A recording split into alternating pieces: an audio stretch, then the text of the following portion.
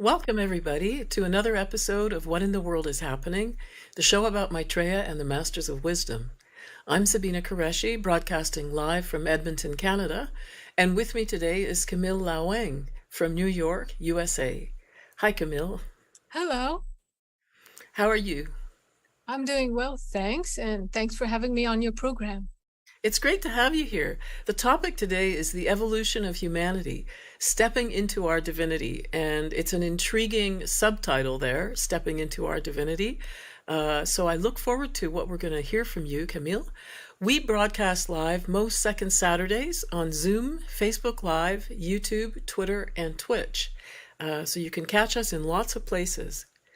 So let's dive in here. You have prepared this talk, and it's something that you know a fair amount about, it'd be safe to say. The very first thing you want to say is what? Just where we get our information from, Okay. from the Ageless Wisdom teachings. And that is a body of ancient knowledge and teachings that contains descriptions of the universe and man's place in it. This information comes from our spiritual kingdom or spiritual hierarchy, and from the Masters of Wisdom who are members of the spiritual kingdom. These masters are the custodians of these teachings, releasing into the world for humanity whatever teachings would be helpful to them at that given time. They're released to help bring about right human relations on Earth, and released as humanity's ready and not before it. So some of the released material has formed the core of our major religions, and has also been, it's prompted our scientific and cultural advancements. There are parts that remain hidden from civilizations who are not ready, who might be hostile to the ideas. But somewhat recently, to prepare us for the time that we're living in now, some of these esoteric teachings were released to the public through these three women, Helena Blavatsky in the late 19th century, and then in the 20th century through Alice Bailey and Helena Roerich. All three of these women had a rapport with at least one master of wisdom, and each of them wrote a series of books detailing systems, cycles, and information that is beyond humanity's reach. Yeah. Well, I just want to jump in. So what's interesting about this is that the information, as you say, is beyond humanity's reach, and yet we're being asked to consider it and to have open minds. So we would like to say to anybody watching today that just come along for the ride. We're not trying to convince anybody of anything. None of this can be proved anyway at this point. But we think it's fascinating, and we hope that you'll find it that way too. Yes.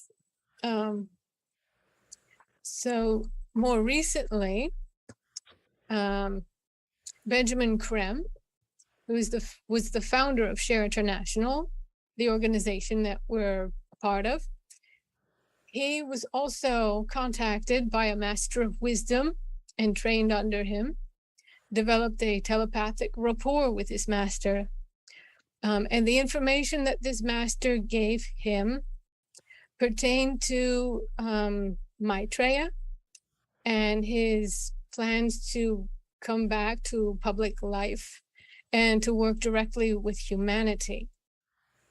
He regarded himself as a messenger of this kind of information, and he gave talks and interviews throughout many countries, and he also published 18 books detailing the many aspects of this very detailed. There's a lot of parts to this information and this story. about who Maitreya is. All right. He's one of the masters of wisdom, right? Right. He is the head of the spiritual kingdom. So, and we'll be talking more about the masters of wisdom in a bit, right? Yes. So evolution, what do most people think of when they hear that word? Well, to my mind, when people talk about human evolution, they're referring to the physical body and how it has evolved over time. They think of Darwin and his theory of natural selection, which brought us an understanding of how we evolved from the animal kingdom. We think of genetics and how traits change and get passed down. And more recently, through the study of epigenetics, we've been discovering how the expression of genes get turned on and off. As interesting as all this is, it only gives us a partial picture of who we are as human beings and the evolutionary journey that we have taken. Our scientists are limited by the fossils and artifacts that they can find, our level of scientific technology, what we're able to perceive, and our conditionings, the thoughts that have been around us that we've just taken to be as matter of fact. Well, and one of those very basic ones is the idea that we are simply physical beings, right? And specifically, the Ageless Wisdom talks about consciousness and the evolution of consciousness. So yeah. I think that's one of the things that really our current scientists are in a way missing, because they're looking at the physical form, right. But consciousness is not in their focus. It's not something that they are able to study with their scientific methods. Our current science is based in the 3 lowest levels of the physical plane. And anything above that is beyond our ability to detect and measure and study. So we can study what is solid, liquid, and gaseous matter. Above that, according to our information, are 4 finer, subtler levels of physical matter, which is etheric matter. Physicists recognize the presence, the evidence of something which they call dark matter, but they cannot detect the dark matter itself. Benjamin Crème has said that dark matter is actually etheric matter. So we're getting close. We're maybe one day we will be able to pinpoint and study dark matter. Well, I think, according to what Benjamin Crème said, he said that we will develop etheric vision, the ability to see etheric matter, at some point in the future. I mean, we're talking generations ahead. So I'm guessing at that point, dark matter will become somehow visible to us, or we'll be able to perceive it. Yes. So it'll be interesting to see how that happens and how that unfolds. Absolutely. I'd be interested to learn about etheric matter from the scientific studies. Well, and just to put this into one type of context, most of us have heard of E equals mc squared, where E is energy, m is mass, c is the speed of light, and squared, that is the speed of light times the speed of light. So this equation developed by Albert Einstein basically tells you that if you take solid matter and you speed it up fast enough, it's energy. It's no longer solid physical matter. And that's just confirming what esotericists or people who study the Ageless Wisdom teachings have always said, which is that everything is energy. Right. And human beings are energy, and we're actually comprised of levels of energy above the physical plane. We are matter and spirit. So tell us about this, about these other levels above the physical. So I see there on the bottom, in the line where it says physical, you can see that very small chart. That's the one we were just looking at. Yeah. With the So seven. those are the subplanes of the physical. So this chart shows something called the cosmic planes of existence. And so these are bands of matter and spirit in gradations. So above the physical plane is the astral plane, which is made up of astral matter, and this is where our emotions come from. Above that is the mental plane, which can be divided into the higher and the lower mind. The lower mind being abstract thought and reasoning. No, the lower mind is concrete thought. Sorry, yes, concrete thought and reasoning, and the higher mind is abstract thought and intuition. Can I just jump in? Because what you just said about the astral plane, that's where our emotions are. So does that mean our emotions are actually a type of energy? I mean, like something that, I'm guessing we can't necessarily, I mean, we can feel each other's emotions. We're sensitive to it. But it's not something that we consider a substance, that we could like put into a jar or something. It's like not that. a substance in the sense that of the physical substance that we know, but it is an energy. It is an energy because everything is energy, and it is it's referred to as astral matter. So it is a form of matter, Type of matter, that comprises our emotions. And I see you've got the word causal there. Yes, I was going to say that. Yeah, can you explain what that means? I will try, yes. So the mental plane can be divided into 4 subplanes.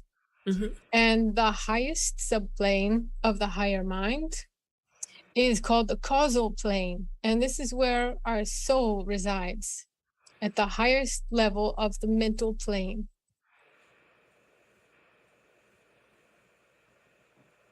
Okay, and so, but above that even, I see 4 more planes. So that means the soul is not the be-all and end-all. There's more. Yes, so the physical, astral, mental planes are the ones that we are familiar with, that we have experience in our everyday life and work with. Above that are planes of finer and subtler matter of higher rates of vibration. And these planes are beyond our physical plane experience.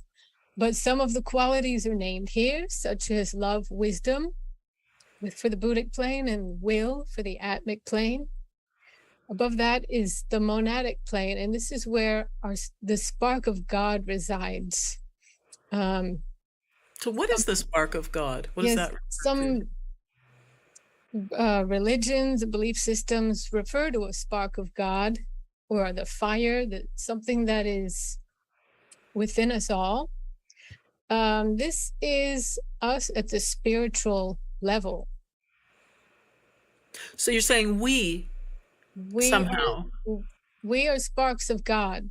Human beings are individualized sparks of God at the monadic level, and that is where our spiritual side is. And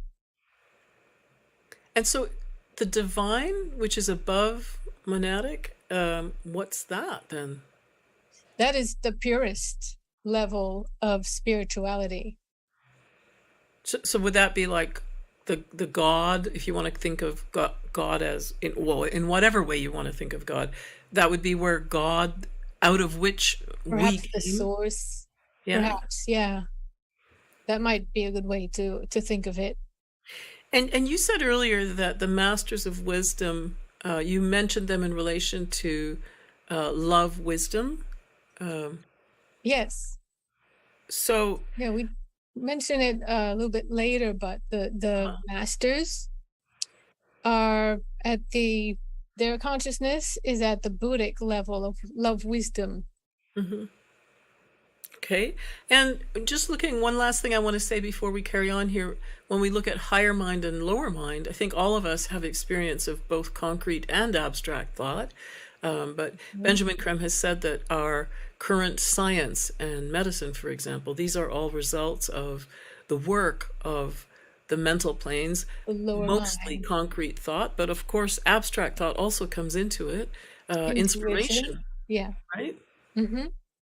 And I like to talk about the story I was taught at university in microbiology class about Kepler, who was struggling to understand the structure of benzene because he knew its properties, but he couldn't figure out what its structure was that would account for those.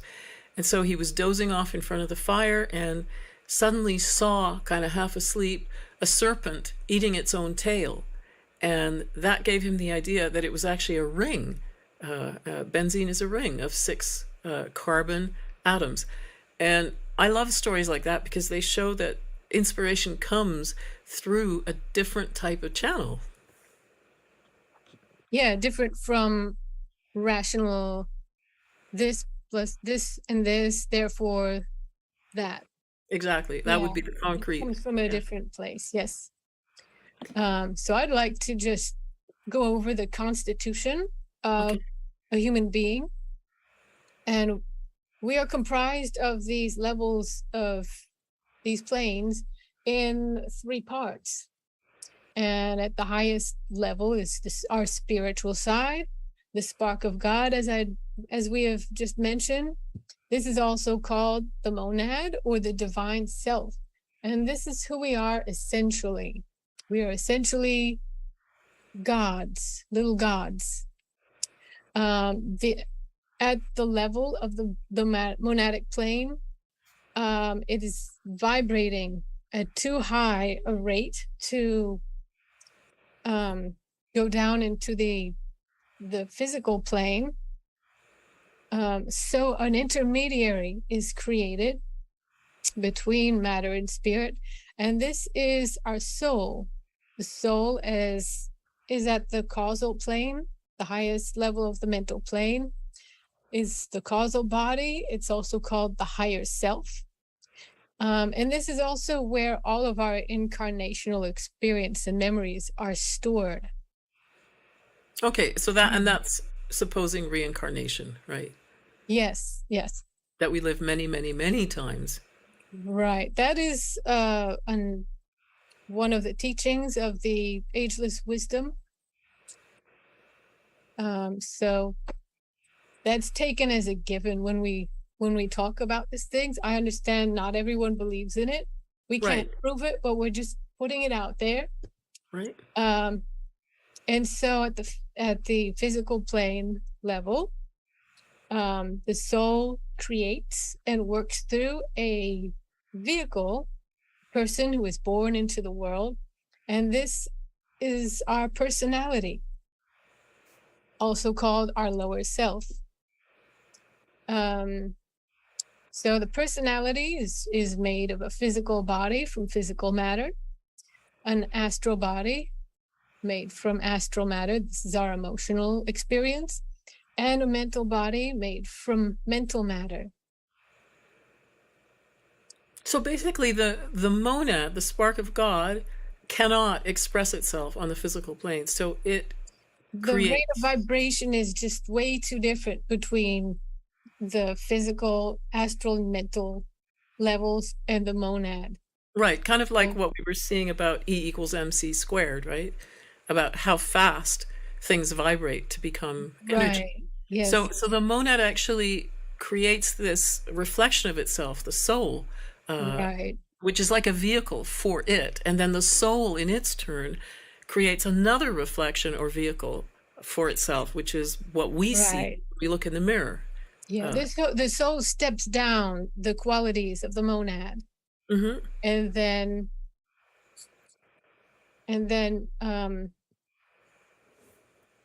it's able to eventually create a connection with the vehicle.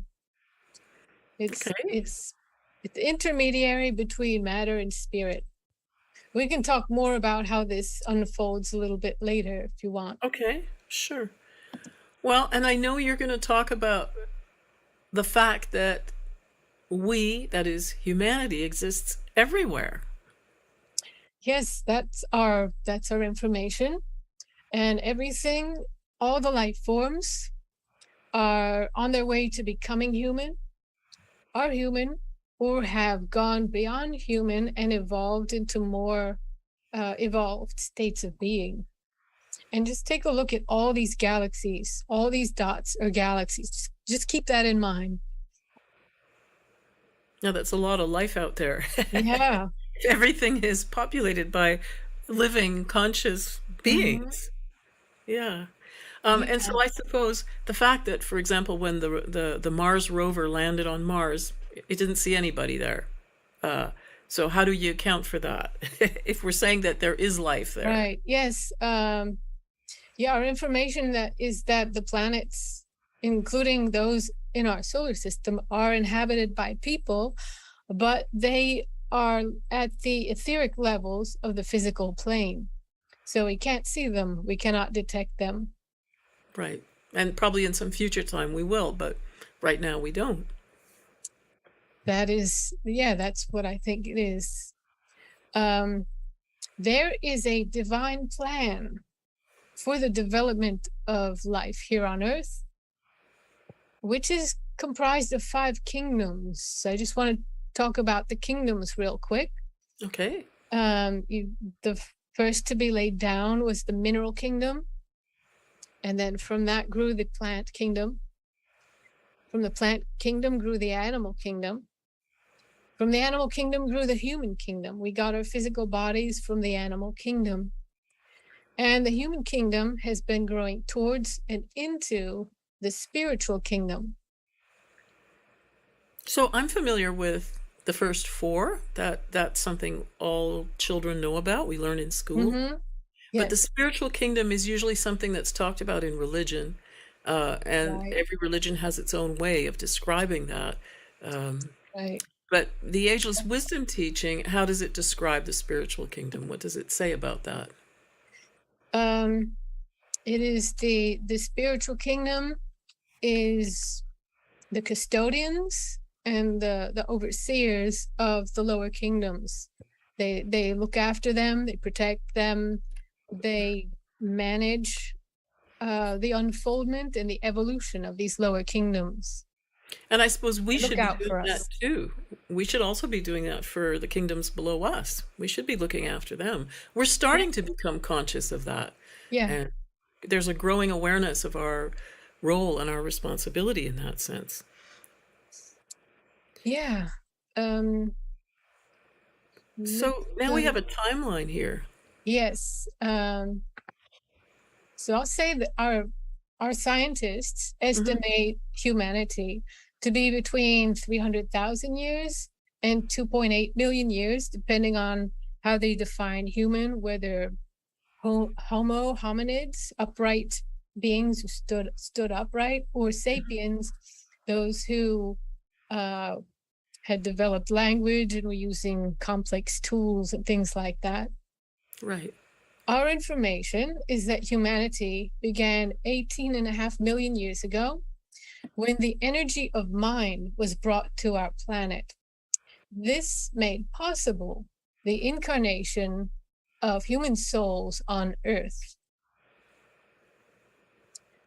The first group of human souls incarnated into animal man bodies and made up the Lemurian race. The Lemurian race had the task of developing and perfecting the physical body, with the astral and mental bodies present but as yet undeveloped. So just I want to jump in and say we're talking about spans of time much, much greater than what our current scientists envision for the history of the human race, right? Mm-hmm. I mean, you were saying that they think between 300,000 and 2.8 million years, and we're looking here at, you said 18.5 million years ago. Yeah, that's a big difference. And even just this first root race or race, the Lemurians, that's already 6 million years. That's like It's a a lot. lot longer than 2.3 million years. Yeah. I guess it took that long for the human form to develop and become distinct from the animal kingdom, to develop itself and the ability to speak and have language. Right, and the kind of dexterity that we have. I mean, if you look at what we can do with our hands compared to most primates, Yes. I don't think they can play the violin, not yet anyway.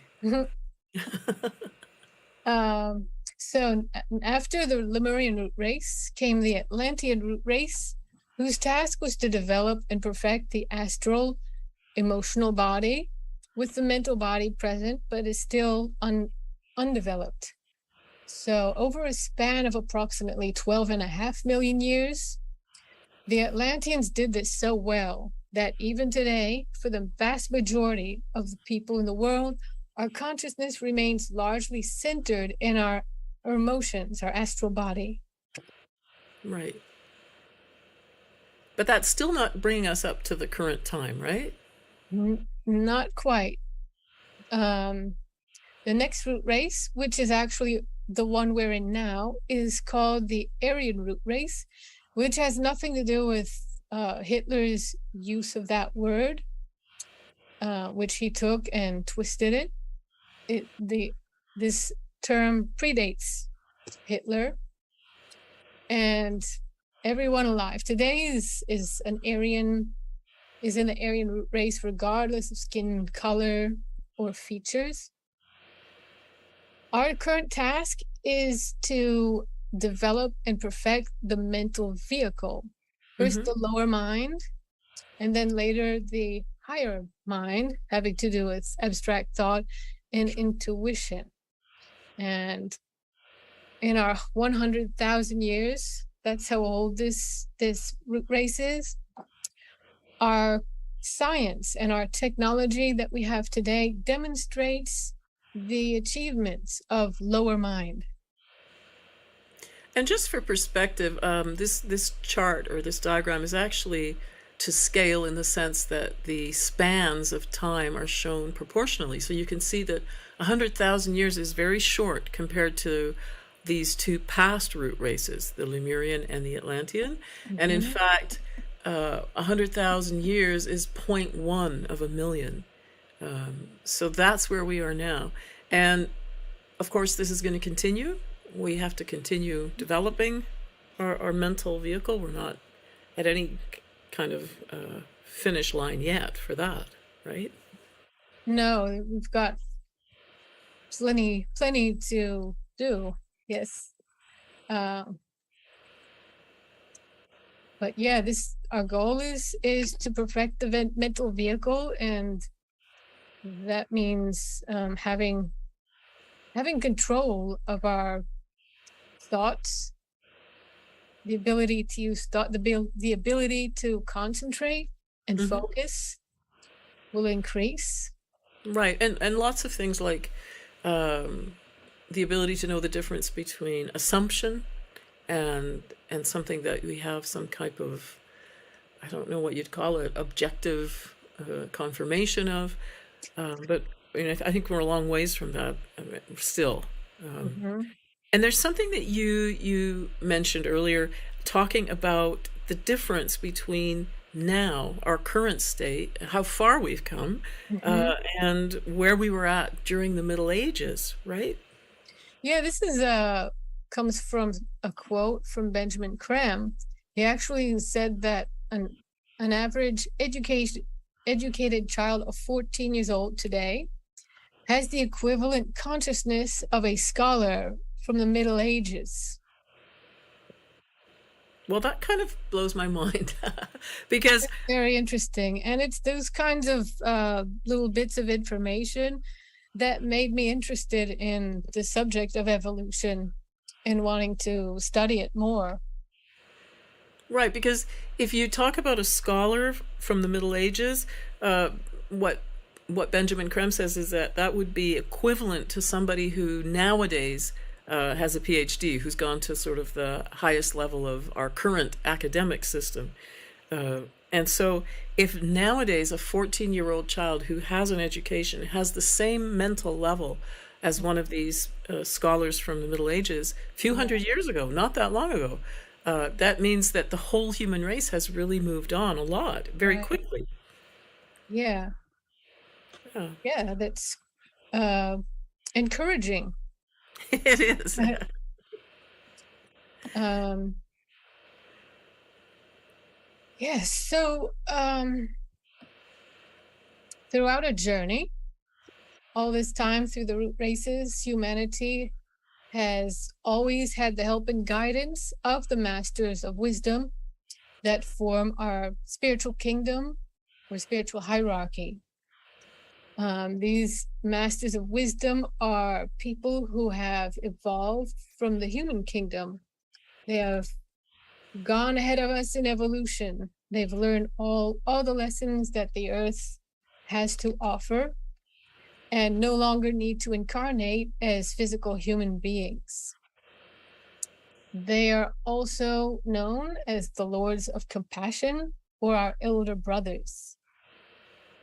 They know and work within spiritual laws that we don't know or don't work within, and they are harmless. They don't accumulate karma, negative karma anymore. They don't cause it. And as one of the spiritual laws, they do not infringe people's free will. And having mastery on the physical, the astral, and mental planes, their consciousness is now centered at the Buddhic level of love and wisdom. And this is the plane of true intuition. On this plane, the oneness of all things can be directly perceived. We have 63 masters in connection with the overseeing of human evolution in the lower kingdoms according to a divine plan. Okay, and you're going to explain where this plan comes from, right? I will try to, yes. The planetary logos is an entity that ensouls our planet. It's a great being of unimaginable advancement, way more advanced than the masters.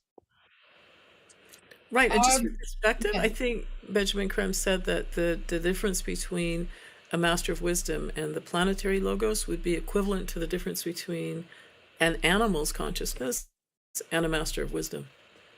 Yeah, that's very good illustration of the differences. So the planetary logos provides the plan of evolution for this planet. And the spiritual kingdom serves the plan and helps to make it into a reality, to bring it about. So you're basically saying the masters of wisdom, to the degree that they understand the plan, they try to help make it come about. They help bring it about. Okay. And when you and I talked about this earlier, you explained to me that the planetary logos is, in its turn, or his turn, I don't know if you can use those pronouns, is working out or helping to work out the plan of an even greater being called the solar logos, whose body of manifestation is the entire solar system. Correct. Yes. And so all the planets in our solar system have a planetary logos. They have their own, and they all cooperate with the solar logos. Mm-hmm. And you said that even beyond the solar logos, at the level of galaxies, the same thing applies. The galactic logos. So the solar logos, logi, all of them, they serve the greater plan of a galactic divine plan from the galactic level, which we can't even begin to imagine what that entails. Okay. So we really are like little atoms in these great bodies. Yeah. I would like to say that since the spiritual kingdom is helping to bring about the plan, the divine plan, they would live among humanity in the Lemurian and the Atlantean times to teach and influence us directly along beneficial lines. So they used to live with us. They used to live amongst us. Mm-hmm. This changed at the end of the Atlantean period, when there grew a divide between those who were listening to the masters and following the spiritual path put forward, and those who had become enthralled by materiality and greed that was brought about by the development of their emotional bodies and the development of desire. Mm.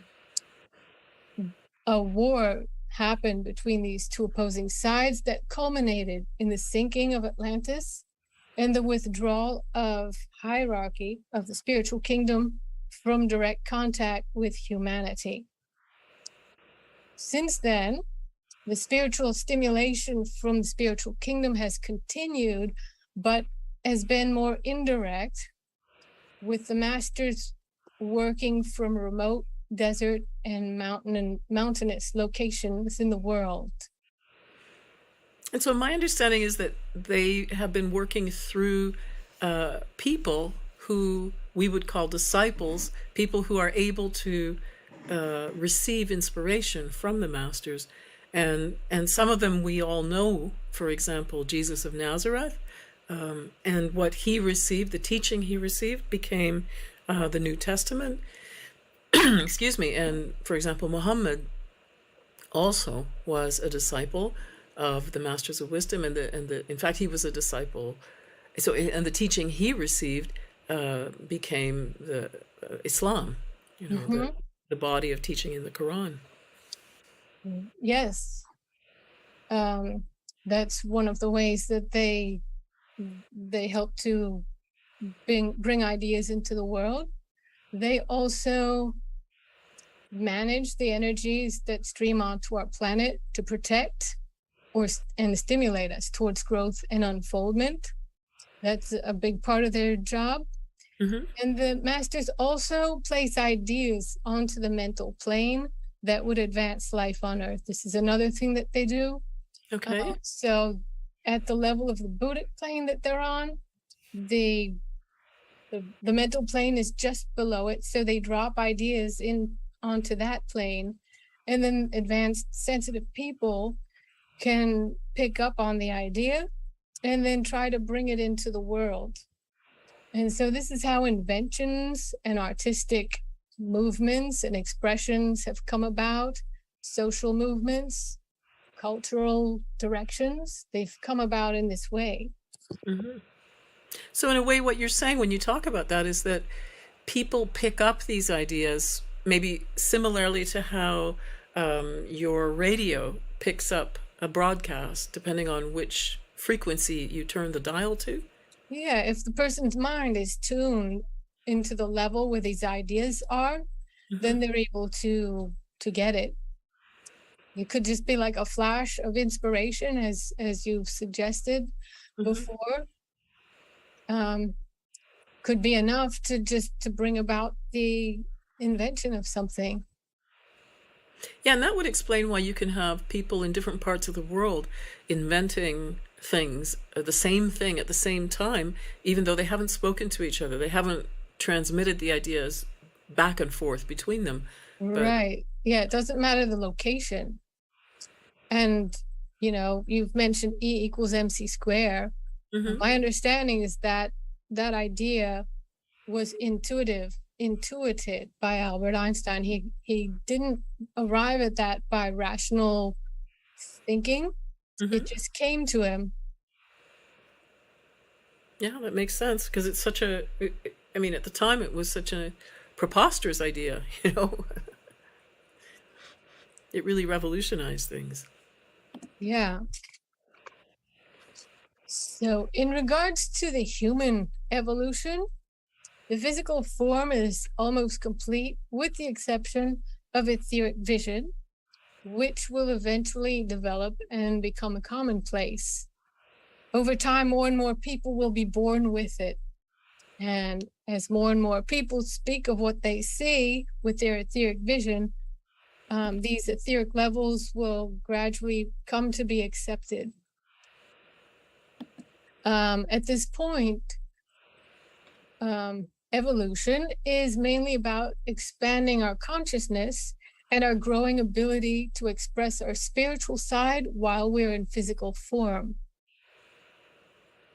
And can I just say, you mentioned earlier that there was this great kind of battle back in Atlantean times between people who were pulled into sort of the desire principle and became very materialistic, and those who were still trying to follow the teachings of the Masters of Wisdom. Mm-hmm. So when you talk about this attempt, well, our ongoing attempt, I guess, to express the qualities of the soul in our lives, I'm guessing that this kind of struggle sort of is still there. I mean, we're still it's like a little mini war within each one of us to right. between altruistic spiritual ideas, promptings, impulses, and the ones that will keep us comfortable and safe and give us pleasure. Right. And so when you talk about this process and you refer to control over the lower self, that somehow we have to get to the point where that something in us takes precedence over our physical appetites or our desires or the illusions that we might have in our mind. Like there has to be something that becomes stronger than all of that, right? Right. These are things we have to overcome on our evolutionary path in order to advance to the higher levels. In order for these to happen, the personality and the soul must have established contact between each other. That has to be built, and it has to be built with effort. It actually takes a long time before the personality, the vehicle, even starts to respond to the spiritual promptings of the soul. There are hundreds and thousands of lifetimes where the personality just goes about in the physical world without, responding to the soul, but just living as a person concerned with self-preservation and safety and pleasure and all the things that it can see. So basically, just from the way you're describing this, I get a sense that the distinction between, like, if we wanted to say, well, which one's which, the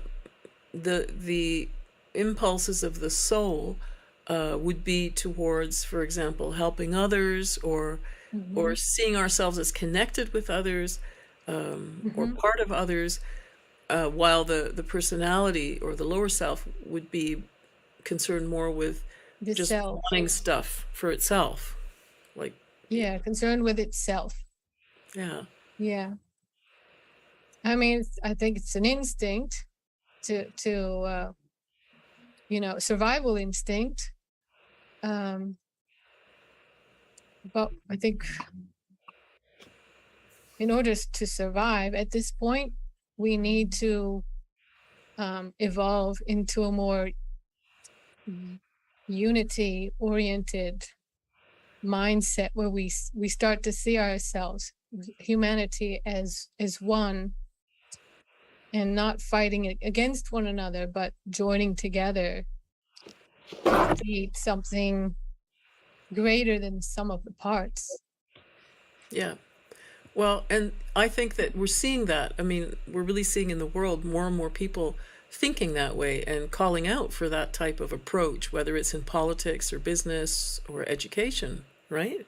Yeah, this idea is starting to take hold and being repeated more and more.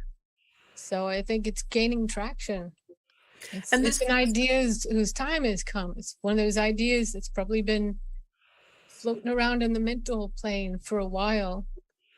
and more people are trying to bring this idea about and make it a reality on the physical plane. And you talked about this inner battle that maybe each of us are engaged in on some level. And I recall when we talked about it earlier, you brought up the word friction. Yeah, The it brings friction about that, friction. This friction brings about the expansion of consciousness as we struggle to either reconcile these opposing impulses or choose which impulse to go with. and so what can we do to help ourselves in the process of evolution? Things that we can do to sort of speed it up, if you will, because the Ageless Wisdom teaching says that we're all evolving all the time. Like it's a natural process. It's something that's taking place regardless, whether we even want it to or not, it's taking place. But we can make it faster, right? We can make a conscious effort to speed Yeah. up our evolution, and the best ways to do that is through meditation and service. Meditation is what strengthens the connection between the soul and its personality.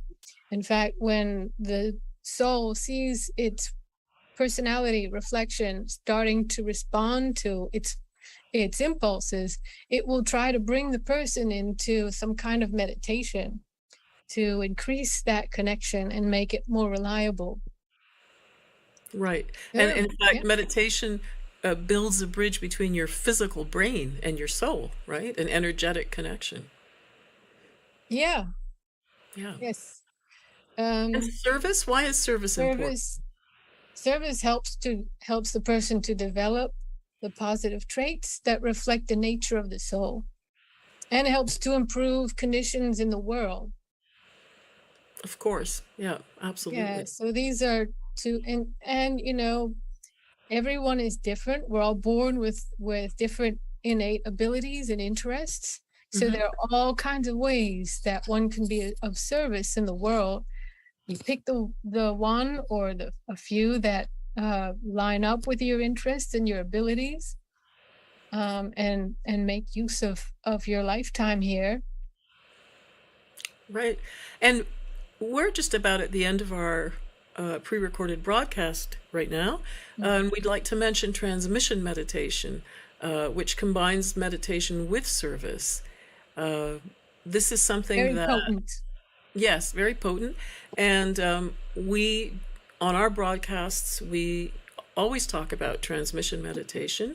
There is a lot more material that you can look at, videos on the Share International channel on YouTube. You can go to share-international.org for a lot of information. That website is very extensive. And you can get downloads of books on share-ecart.com. And in fact, there are 4 books that are available for free download. So you could start reading right away if you find this compelling and interesting. So I want to say, Camille, thank you for being here today. It was a real pleasure to talk about this with you. You're welcome. We can pick up where we left off at some point in the future. Right. And I believe you have a lot more that you want to share. So we will be coming back to do a part 2 and maybe even a part 3, right? Yes. Yeah. That's right. And so I'd like to thank Tech Help, John in Montgomery, Alabama, and Cielito in Seattle, Washington. And to those of you watching, if this information resonates for you, please share it widely. And just so you know, we have dozens of episodes you can watch on Message of Hope Weekly on YouTube, and also on Share International Canada on Facebook. We broadcast live most second Saturdays, and our next show will be about the Constitution of Man, which we talked about here today to some degree, but we'll go into a lot more detail in our next broadcast. So thank you, everyone, for joining us, and we look forward to seeing you next time. Thanks a lot. Bye-bye.